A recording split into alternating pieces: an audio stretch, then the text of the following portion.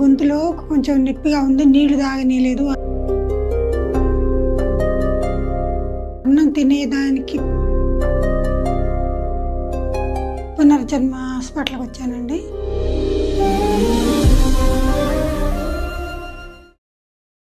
నా పేరు సాంబమ్మ అండి. నాకండి గొంతులో కొంచెం నొప్పిగా ఉంది, నీళ్లు తాగనీయలేదు, అన్నం తిననీయలేదు. అది ఏంటోనని హాస్పిటల్ వచ్చామండి. హాస్పిటల్ వస్తే అక్కడ చూయించుకున్నానండి. అన్నం తినేదానికి దానికే వచ్చిందండి గొంతులో.